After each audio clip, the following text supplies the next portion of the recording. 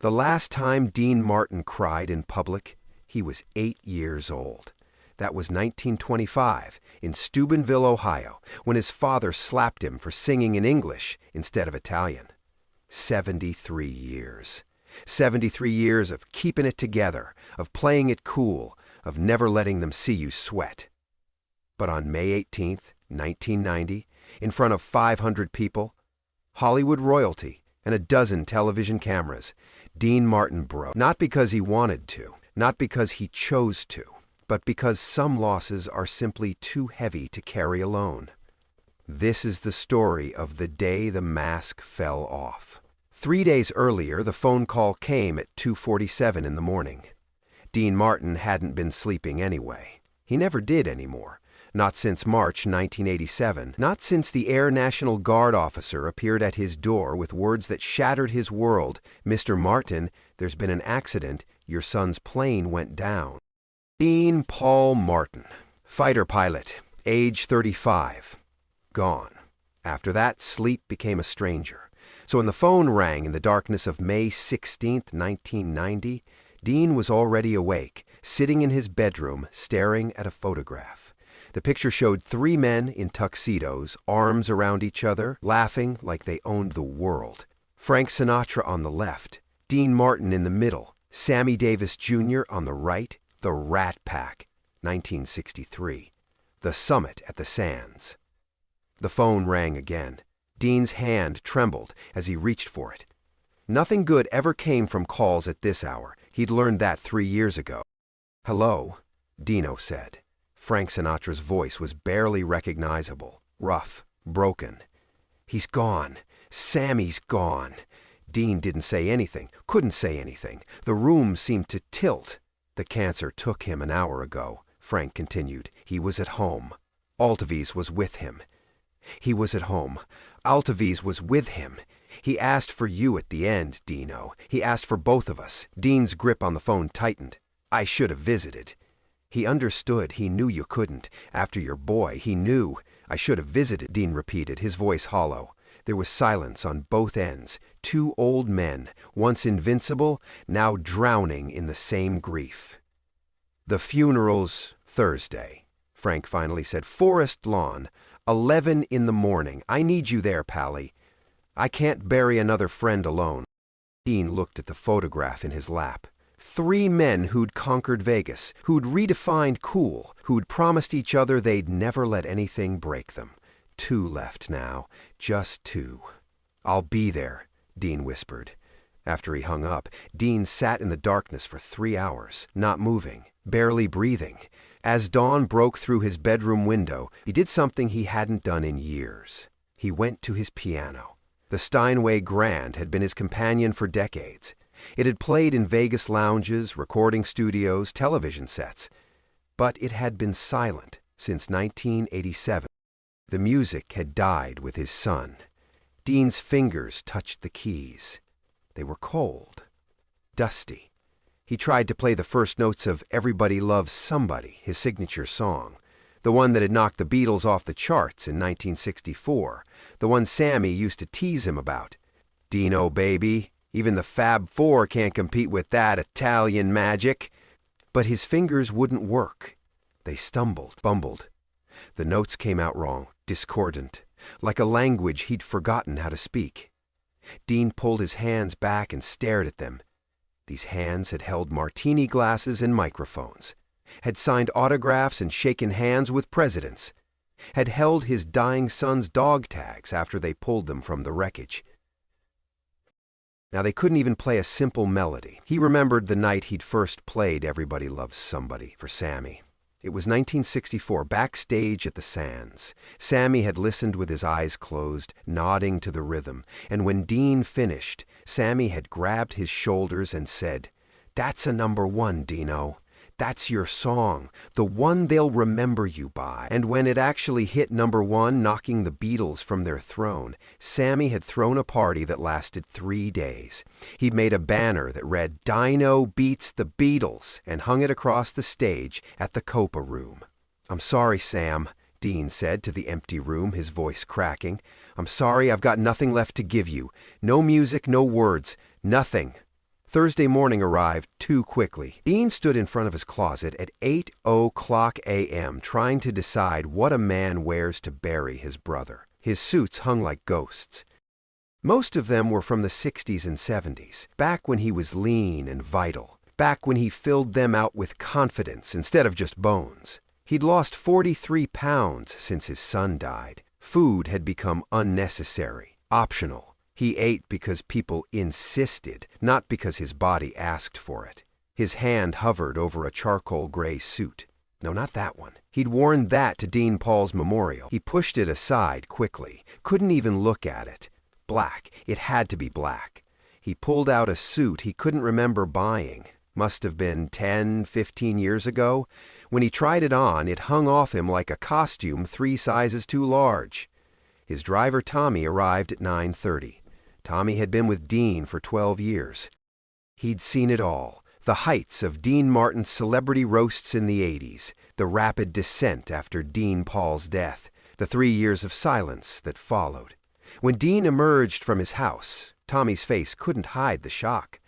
The man walking toward the car looked ancient, fragile, like he might shatter from a strong wind. "Morning, Mr. Martin," Tommy said gently, opening the door. Dean nodded but didn't speak. He slid into the back seat and immediately closed his eyes. Tommy had learned not to make conversation. The silence was its own language now. The drive to Forest Lawn took 40 minutes. Dean kept his eyes closed the entire time, but he wasn't sleeping. Behind his eyelids, memories played like an old film reel. Las Vegas, 1960, the Copa Room at the Sands. Sammy finishing his second set, sweat pouring down his face, the audience on their feet. Dean and Frank waiting in the wings. Sammy bounds over. "Did you see that? Did you see them? They love us. Cats were untouchable." Dean laughs, genuinely laughs. "Sam, you're gonna work yourself to death." Sammy grins. "What a way to go, baby, what a way to go." Dean opened his eyes, the memory dissolved. They were pulling up to Forest Lawn. The parking lot was already jammed. Television trucks, town cars, limousines. Hollywood had come out in force. Sammy Davis Jr. wasn't just a performer. He was an icon, the greatest entertainer of his generation, maybe of any generation. And he was Dean's friend, his brother, his right arm. Tommy parked and came around to open Dean's door.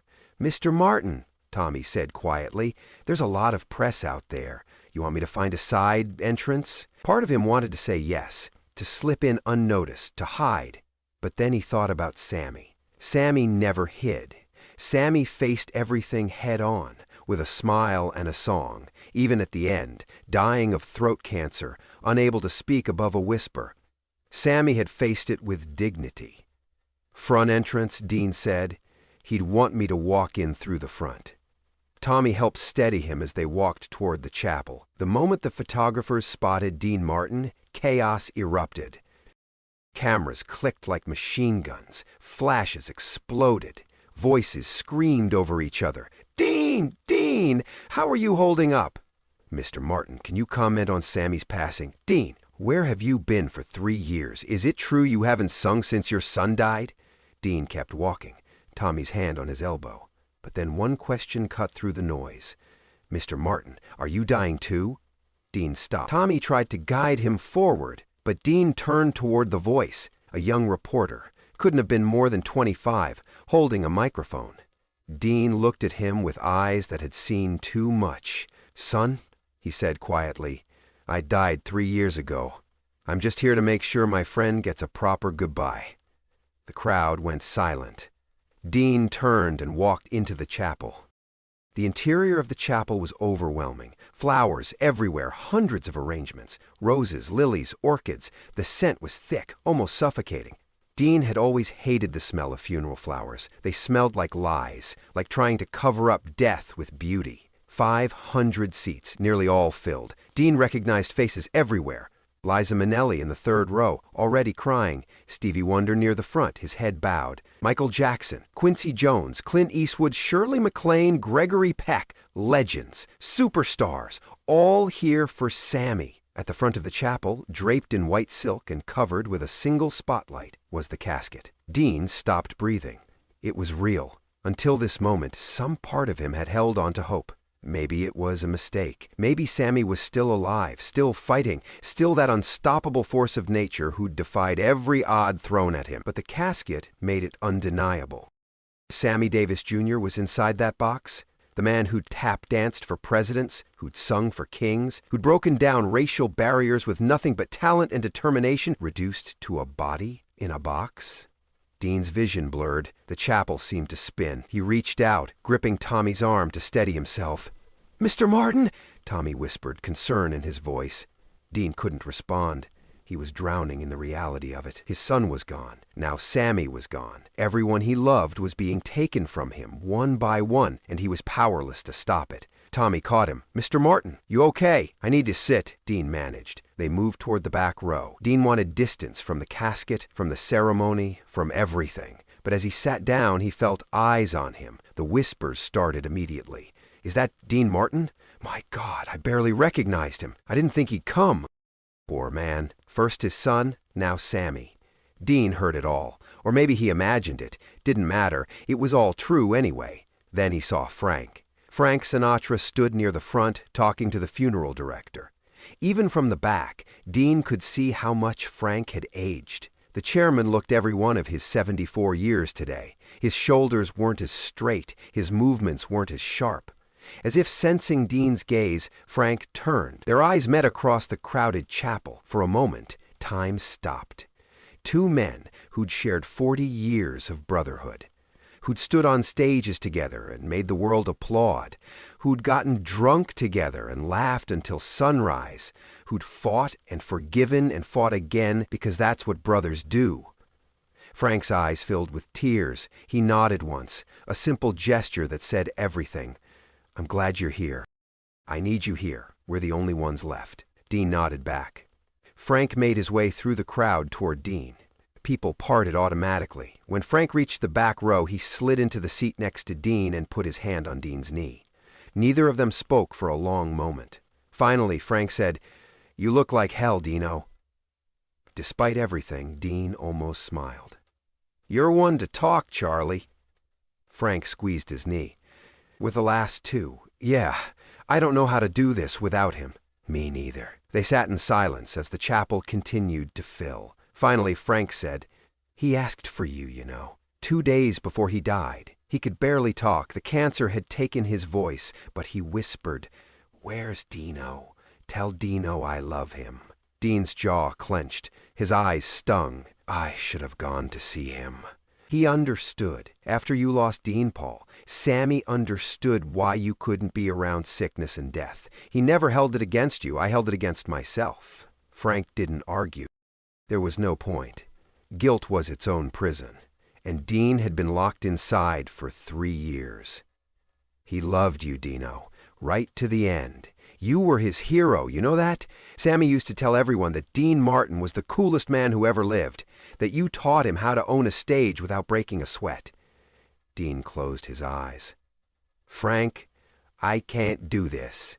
I can't sit through this service and watch them put him in the ground. I buried my son. I can't—" "Yes, you can," Frank said firmly. "Sammy would do it for you. He'd be here. You know he would." Dean knew it was true. Sammy had been there for Dean Paul's memorial. Sammy had called every week after, checking on him, trying to pull him back into life. And Dean had shut him out. Shut everyone out. "I failed him," Dean whispered. "No," Frank said. "You loved him." The service began at 11 o'clock a.m. sharp. Reverend Jesse Jackson walked to the podium. He was dressed in black robes, his face solemn but strong. He opened with a prayer, his voice rich and resonant, filling every corner of the chapel. "We gather today," Reverend Jackson began, "to celebrate the life of Samuel George Davis, Jr., a man who rose from poverty to become one of the most beloved entertainers in American history, a man who broke barriers, who fought for civil rights, who used his platform to lift others up, a man who, despite facing hatred and discrimination, chose love. Always love."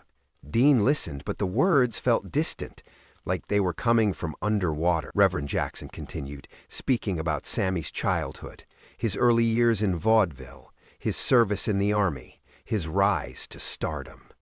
all the facts, all the accomplishments, but facts couldn't capture Sammy. You had to know him. You had to see him light up a room. You had to hear him laugh. After the opening remarks, Stevie Wonder was introduced.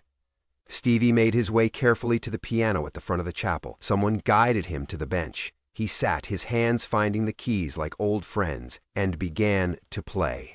The opening notes of Ribbon in the Sky filled the chapel. Dean had heard Stevie perform this song 100 times, but today it was different. Today, every note was a goodbye. Every chord was mourning made into music. Stevie's voice soared, beautiful and heartbreaking.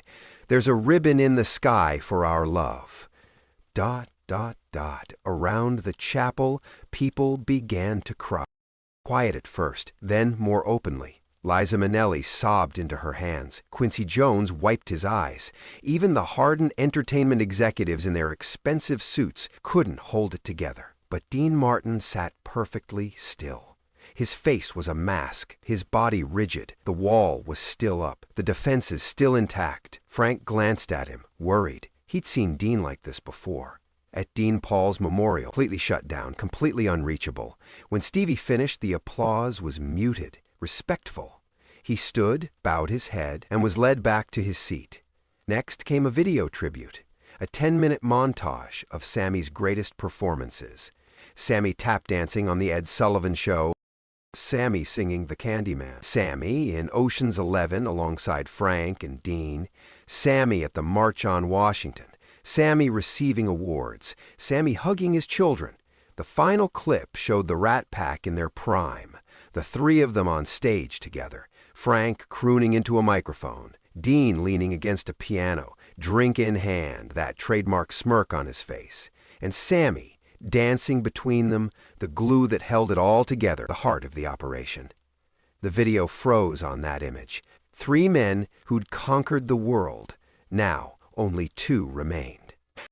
When the video ended, Liza Minnelli walked to the podium. She was Judy Garland's daughter, Hollywood royalty in her own right, but today she looked small, vulnerable. She gripped the sides of the podium like it was the only thing holding her up.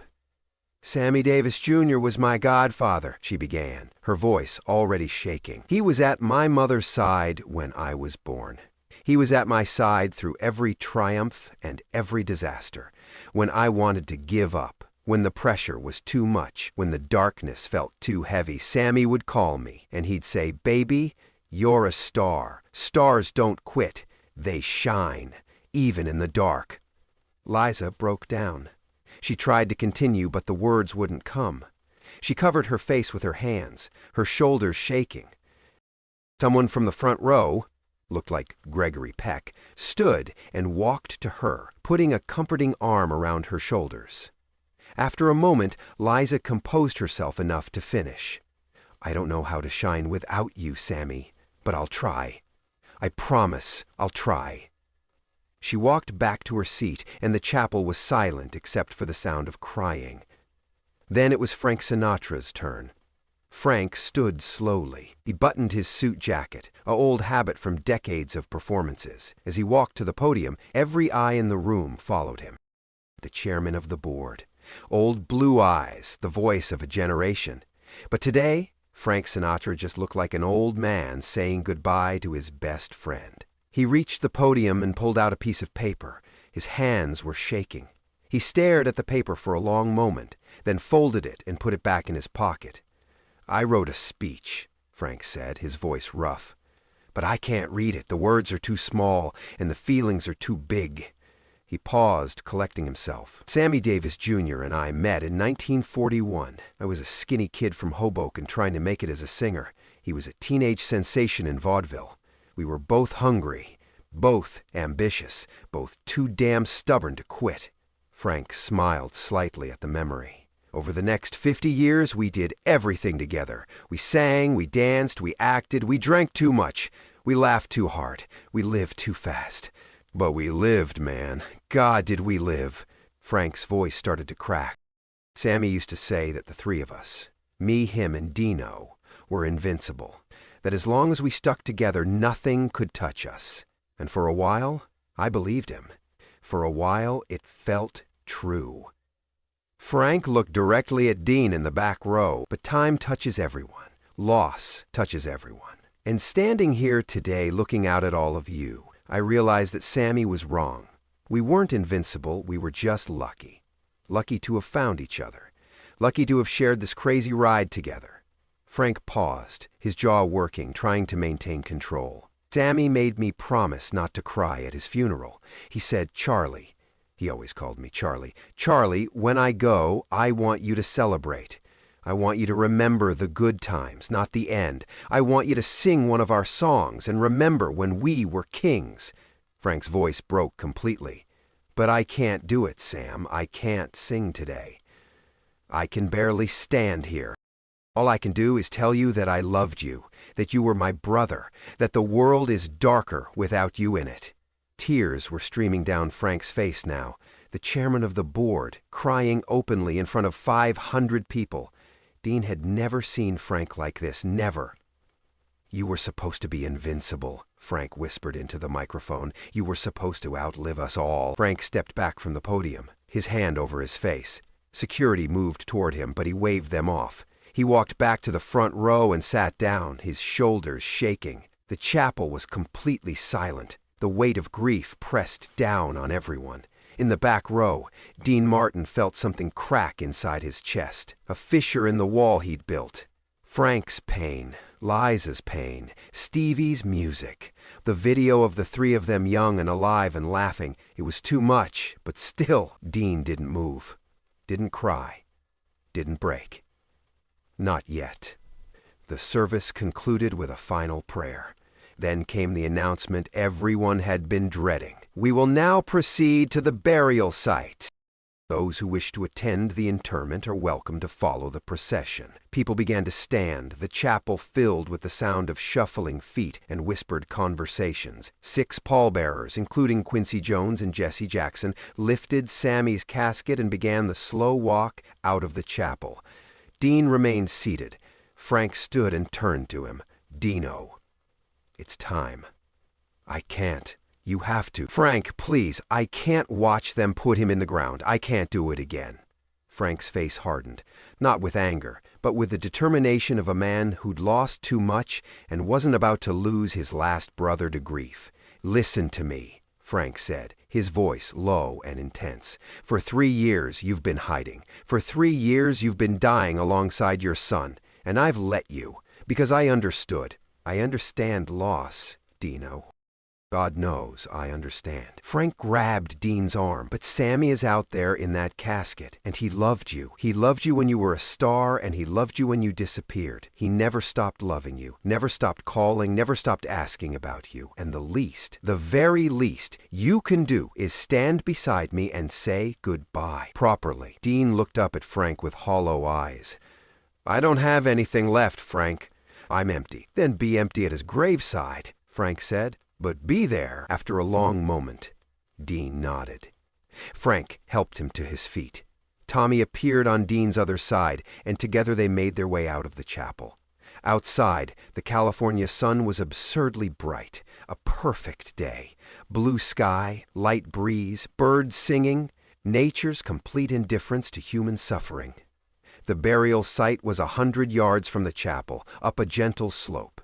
Sammy's casket was already positioned above the open grave, resting on the lowering device. Flowers surrounded the grave, white roses. Hundreds of them. The crowd gathered in a semicircle around the grave. Frank stood at the front, Dean beside him. Dean could feel everyone's eyes on them, the last 2 members of the Rat Pack, the survivors. Reverend Jackson said a final prayer, his words about dust and ashes and returning to the earth. The same words said at every funeral since the beginning of time. Words that were supposed to bring comfort, but never did. Then came the moment Dean had been dreading, the lowering of the casket. Someone activated the mechanism. Slowly, almost imperceptibly at first, Sammy's casket began to descend into the earth. Dean watched, his body rigid, his face expressionless, but inside, something was screaming. Inside, the boy from Steubenville, who'd learned to never cry, to never show weakness, to always play it cool, that boy was dying. The casket lowered. inch by inch, foot by foot, disappearing into the ground. And then, without planning it, without deciding to, Dean took a step forward. Frank looked at him, surprised. "Dino!" But Dean didn't respond. He took another step, then another. People moved aside, creating a path. He walked slowly, deliberately, until he was standing at the very edge of the grave, looking down. The casket was almost completely in the ground now. In a few seconds it would be over. Sammy would be gone forever. Dean's hands were shaking. His breath was coming in short gasps. The wall inside him, the wall that had held for 73 years, was crumbling. "Sam," he said. His voice was so quiet that people in the back couldn't hear. But those close could. Frank could. "Sam, I'm sorry." The casket reached the bottom of the grave. "I'm sorry I wasn't there. I'm sorry I didn't visit. I'm sorry I let you down." Dean's voice grew louder, ragged with emotion. "You called me every week after Dean Paul died. Every single week. And I never answered. I never called you back. I shut you out because I couldn't handle one more person caring about me. One more person I could lose." Tears were streaming down Dean's face now. After 73 years, the dam had broken. "But I lost you anyway, Sam. I lost you, and I never got to tell you." His voice broke completely. "I never got to tell you that you saved my life 100 times, that your laugh got me through my darkest days, that when my son died, you were the only one who didn't treat me like I was broken. You just loved me. You just kept showing up, even when I shut the door in your face." Dean's knees buckled. Frank rushed forward, grabbing him, holding him up. "You told me once that the three of us were connected," Dean continued, sobbing now, "that we shared the same heart. Remember? Vegas, 1962. You said that as long as one of us was still standing, all three of us were alive." Dean looked at Frank, tears pouring down both their faces. "But I don't feel alive, Sam. I haven't felt alive in 3 years. And now you're gone, and I'm just half a man, not even. I'm a ghost." Frank was crying too hard to speak. He just held Dean tighter. "I don't know how to do this without you," Dean whispered, staring down into the grave. "I don't know how to wake up tomorrow knowing you're not in the world. I don't know how to breathe without you." Then Dean said something that broke everyone within earshot. Something so raw, so honest, so devastating that people would talk about it for years. "I should be down there with you, Sam, not you, me. I should have died with my boy. But I'm still here, and I don't know why. I don't know what I'm supposed to do with all this pain. I don't know how to carry it." Dean Martin collapsed against Frank Sinatra, not physically to the ground, but emotionally, completely.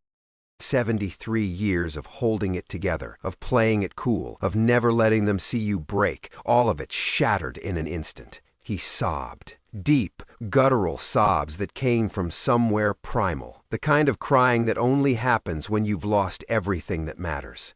Frank held him like a father holds a broken child, his own tears mixing with Dean's. "I've got you," Frank whispered. "I've got you, Dino. You're not alone. I'm here. I'm still here." But Dean wasn't listening. He was lost in his grief, drowning in it. His body shook. His hands clutched at Frank's jacket. He made sounds that weren't quite words, weren't quite screams, but something in between. Around them, 500 people stood frozen. Some were crying, some had their hands over their mouths in shock, some looked away, unable to witness such raw pain. Liza Minnelli had collapsed into her seat, her body racked with sobs. Stevie Wonder's face was streaked with tears. Clint Eastwood, the man who'd built a career playing the stoic cowboy, stood with his hand over his heart, his own eyes wet. Even the photographers, those hardened professionals who'd seen everything Hollywood had to offer, lowered their cameras. Some of them were crying too. Because this wasn't just a celebrity breaking down. This was watching a legend shatter. This was witnessing the final destruction of a man who'd spent 73 years teaching the world what it meant to be cool, to be untouchable, to never let them see you sweat. And here he was, completely demolished, stripped of every defense, every mask, every shield. This was Dean Martin at his most human, and it was almost too painful to watch. Cameras clicked. This moment would be in every newspaper tomorrow. But none of the photographs would capture the real story. They couldn't capture the sound of Dean's sobs. They couldn't capture the way Frank held him. They couldn't capture the collective feeling of watching an icon crumble. They couldn't capture the way the entire cemetery seemed to hold its breath, bearing witness to a grief so profound it felt sacred. Several men rushed forward to help. Tommy, Gregory Peck, Quincy Jones. Together, they guided Dean away from the grave. He could barely walk. His legs weren't working properly. They practically carried him to a chair that someone had quickly brought over. Dean sat, his head in his hands, still sobbing. Frank knelt beside him, one hand on Dean's shoulder, his own face wet with tears. The burial continued. The grave workers began shoveling dirt onto the casket. The sound of earth hitting wood, that terrible final sound, filled the air, but Dean Martin didn't hear it. He was somewhere else entirely, somewhere dark and deep where 3 years of suppressed grief had finally found its voice. The burial ended. People began to disperse slowly, reluctantly, many of them glancing back at Dean Martin. Some approached to offer condolences, but Frank waved them away gently. "Give him time," Frank said. "Please, just give him time." After 20 minutes, Dean's sobs began to subside. They didn't stop entirely, but they became quieter, more controlled. He lifted his head, his eyes red and swollen, his face destroyed by grief. "I'm sorry," he said hoarsely. "Don't," Frank said firmly. "Don't you dare apologize. I fell apart. You should have fallen apart 3 years ago. You've been holding this in for too long." Dean looked at the grave. Workers had finished filling it in. The mound of fresh earth was covered with white roses. Soon there would be a headstone, but for now it was just dirt and flowers and the place where his brother rested. "He was my best friend," Dean whispered. "I know. I don't have many friends left, Frank. You have me." Dean looked at him. 2 old men, 2 survivors, 2 kings without their kingdom. "For how long?" Dean asked quietly. Frank didn't have an answer. They both knew the truth. They were 74 and 73. They'd lived hard lives. They'd smoked and drunk and pushed their bodies past all reasonable limits. Time was running out. "For as long as we've got," Frank finally said, "and in whatever time we have left, Dino, I need you to promise me something." "What?" "Promise me you'll try. Try to live. Try to find some light. Sammy wouldn't want you to spend your remaining years drowning in darkness." Dean looked at Sammy's grave. "I don't know if I can." "Try. That's all I'm asking. Just try." Dean nodded slowly. It wasn't really an answer, but it was all he could give. Dean Martin left the cemetery that day a changed man. Not healed, not whole, but changed. For 3 years he'd been a ghost, hiding from the world, hiding from his pain. But at Sammy's funeral the mask had finally fallen, and once it was off, it couldn't be put back on. In the days and weeks that followed, Dean remained reclusive. He didn't return to performing. He didn't answer most calls. But something had shifted.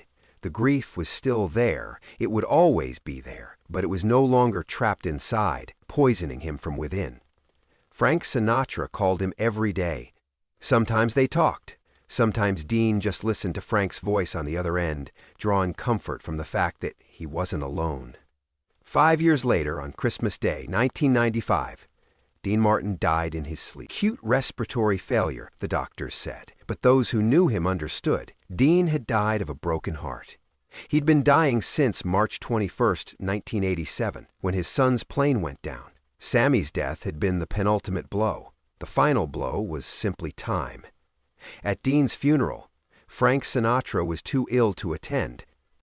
He was battling his own demons, his own failing health. But he wrote a letter that was read aloud. "Dean Martin was the coolest man I ever knew. But beneath that cool exterior was the biggest heart in Hollywood. He felt everything. He loved deeply. He hurt deeply. And when he finally let us see his pain at Sammy's funeral, he gave us all permission to be human, to hurt, to grieve, to fall apart. Because sometimes falling apart is the most honest thing we can do. Rest easy, Dino. You're with Sammy now. Save a seat for me. I'll be there soon. Frank Sinatra died on May 14, 1998, 3 years after Dean. And with his passing, the Rat Pack era officially ended. But what happened at Forest Lawn on May 18, 1990, lives on in the memories of everyone who witnessed it. The day Dean Martin broke. The day the King of Cool showed the world that even kings bleed. Because, in the end, Dean Martin's greatest performance wasn't on a stage in Vegas or in a Hollywood studio. It was at a cemetery on a sunny Thursday morning when he finally let himself feel everything he'd been holding back. When he whispered those words at Sammy's grave. Words about being half a man, about not knowing how to carry the pain, about wishing he'd died with his son. He gave voice to every person who's ever lost someone and wondered how to keep living. Dean Martin spent his career making people smile, but in his most vulnerable moment, he gave us something far more valuable. He showed us that it's okay to break, that grief isn't weakness, that even the strongest among us need to fall apart sometimes, because that's what makes us human. And sometimes, being human is the bravest thing we can be.